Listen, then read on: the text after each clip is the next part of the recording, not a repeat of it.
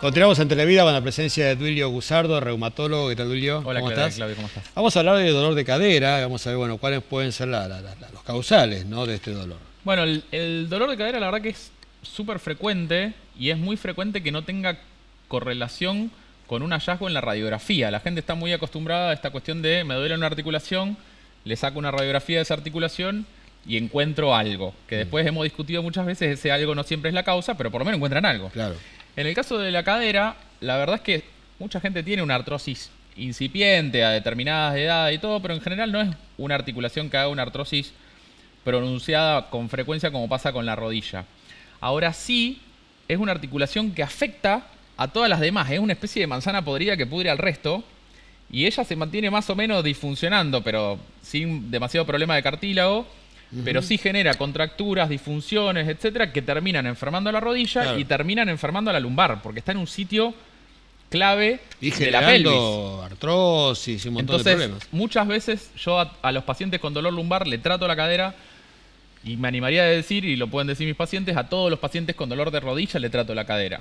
O sea que es una articulación que hay que tener en cuenta no solo cuando está enferma, digamos. O sea, por más que no cacaree, pone el huevo muchas veces. Claro. Más allá de eso, traje algunas imágenes porque la gente dice tengo dolor de cadera y uno no sabe a qué se están refiriendo, porque la cadera es un círculo, digamos. El anillo pélvico, como su nombre lo dice, es una circunferencia que tiene parte anterior, lateral y posterior. Y la gente le dice cadera a todo y tiene razón. Pero claro, según cómo lo señala, podemos inferir más o menos qué es lo que le está doliendo. Por ejemplo, la gente que señala muy exquisitamente la pelvis con pocos dedos es un dolor insercional o un dolor articular. Ese es como puede ser una pubalgia por tendinopatía de los aductores o puede ser un dolor propio de sinovitis de cadera o de problemas ligamentarios de cadera. Vamos a ver la próxima, por ejemplo. Cuando el paciente señala el muslo globalmente con toda la mano, como ven es otra señalización de un lugar entre comillas similar, eso en general es un problema de contractura miofacial que puede ser del recto anterior, puede ser de cualquiera de los flexores de la pelvis. Vamos a ver la próxima. Ese es el dolor del trocánter, que es otro sitio de la cadera en el cual ha habido mucha controversia porque siempre le decían trocanteritis. Hoy sabemos que no es una itis.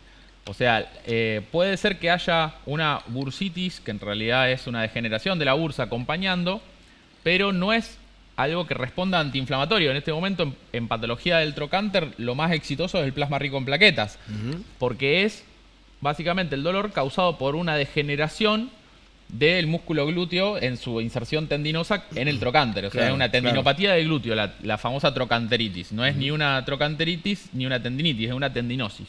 Bien. Sigamos la próxima. Y esta, por ejemplo, es gente que a veces te dice tengo dolor lumbar. Y ahí está la parte donde yo te digo, ojo con los dolores lumbares, que se señaló así, le pediste una resonancia, tenía la hernia de disco y parece que todo el disco. Y sin embargo, la causa más común es un dolor o sacroilíaco o de glúteo mayor y glúteo medio que están en la pelvis y que pueden dar tranquilamente un dolor que se parece o se relaciona con un dolor lumbar, como yo te decía, porque se relaciona la cadera con la lumbar, porque son una unidad funcional. La unidad es lumbopélvica. Y hablamos de gente joven en muchos casos, ¿no? Claro. Y justamente esta es la gente joven que empieza a pedirse estudios de imagen y les empieza a dar negativo, porque en este momento sabemos que lo que duele primero es por sensibilización, no es por lesión. Son estructuras que tienen a veces inflamación subclínica o alteraciones microscópicas subclínicas que no las ves en una resonancia o no las ves en una ecografía, pero que no quiere decir que no exista, digamos. La contractura muscular existe y es una de las causas más comunes de dolor musculoesquelético. Yo siempre le doy ese ejemplo a los pacientes. Y acá no nombré toda la cuestión de, bueno, el famoso nervio piramidal. Ahí va. Por ejemplo, el dolor glúteo posterior puede ser el famoso piramidal, que también lo nombran demasiado más de lo que realmente aparece, pero puede ser ligamentos también sacrotuberosos, que son del ligamentos de la región pélvica más inferior, o puede ser un dolor insercional de los isquiotibiales, proximal, que es muy común en los deportistas, esto de la tendinopatía isquiotibial proximal. Pero bueno, toda esta gente es verdad que le duele la cadera, toda esta gente puede no tener imágenes, y yo en ese sentido trato de hacer una exploración y un examen físico y un interrogatorio que me lleve a la Claro. conclusión de qué es lo que le duele y no buscar en la imagen la respuesta de qué es lo que le está doliendo al paciente. Ujú. Y bueno, todas estas patologías, como yo te decía, tenemos que hacer una evaluación no solo de la cadera en sí, sino de cómo está afectando también esa cadera a la lumbar y esa cadera a la rodilla, porque el paciente que viene con un dolor de rodilla, vos lo revisás y tiene una escasa rotación de cadera, pasa siempre, o Sí. pasa 90% de las veces. Es muy raro que tengas una cadera muy sana y una rodilla muy enferma. Claro, sí, Es muy termina difícil. repercutiendo en la rodilla. Entonces hay que dejar de pensar las cosas como, digamos, compartimentos estancos y empezar Sí. a pensar en cadena, digamos. Ujú. Entonces también es interesante como para relacionarlo por ahí con otros dolores. O sea, justo tengo un dolor lumbar, pero siempre del lado derecho. Claro. Y bueno, miremos la cadera derecha, porque ¿por qué siempre del lado derecho si el disco está de los dos lados? O sea, pensemos en que Tal los cual. desequilibrios asimétricos nos llevan a pensar en cadera. Y hablábamos, como decíamos, de gente joven, también deportistas, gente a lo mejor que trabaja parada siempre en la misma posición, ¿no? Sí.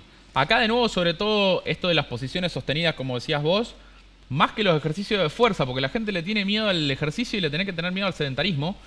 Entonces, de nuevo, la gente que está mucho tiempo sentada es la gente que empieza a tener problemas de sacroiliaca y problemas Claro. de cadera. Entonces, la idea, bueno, es hacer un plan integral de tratamiento que lo vamos a charlar probablemente en el próximo encuentro.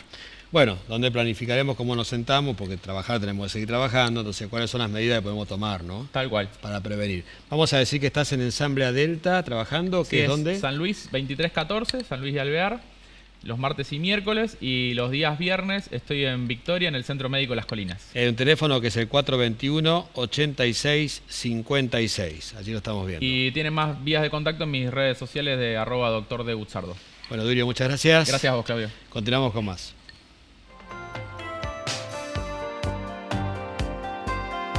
Continuamos en Televida con la presencia de Berenice Lemoine. Ella es directora de la Residencia Asistida San Jorge. ¿Cómo estás? Hola Claudio, ¿Bien? ¿cómo estás? Muy bien. Y vamos a hablar del problema de las caídas en el adulto mayor, algo que lamentablemente llega a un momento que suele ocurrir, es bastante frecuente. Sí, principalmente cuando empiezan a ser frecuentes, lo que se llaman las caídas recurrentes, Sí. ahí es donde la familia tiene que estar atenta. ¿Por qué? Porque puede implicar que es una de las primeras manifestaciones de algún tipo de patología. Claro, claro. Así que ahí no hay que estar indiferente y tomarlo como que son causas de factores extrínsecos, es decir, socioambientales, una vereda rota, una baldosa levantada, sino que hay que estar atento por si llega a ser un factor intrínseco, es decir, propio de la persona. Claro, por eso puede ser causal de que se está generando una patología, pero a su vez también puede desatar otras. Eso sin duda, por eso es uno de los problemas más Claro. importantes dentro de la patología geriátrica y es uno de los que genera uno de los llamados grandes síndromes geriátricos, Ujú. porque a raíz de eso desencadena un montón de otros Claro, sí, problemas sí, y sí, sí. enfermedades. Veamos un poquito precisamente eso, las causas, que son múltiples sin duda, ¿no? Sí, es múltiple factorial. ¿Por qué? Porque puede ser, como habíamos dicho, propios de la persona, como ser que puede tener ya patologías previas, como ser alguna enfermedad crónica, ósea, muscular, articular, neurológica, también por deterioro cognitivo. También es muy común la sarcopenia en los adultos mayores, que implica la pérdida de masa muscular, Claro. de fuerza, de funcionamiento muscular, y eso lleva a caídas, osteoporosis. Puede ser también porque hace reacciones a algún tipo de medicamentos que le genere mareos. Sí, sí. Puede ser por falta de vitamina D. Los que son fumadores de larga data también tienen fragilidad en los huesos y eso también le puede llegar a generar este tipo de caídas Cuestiones del recurrentes. oído también, del laberinto, ¿no? Por supuesto, sí, sí. También los que tienen problemas vestibulares. Claro. Bueno, toda una serie de factores y como dije, puede ser las manifestaciones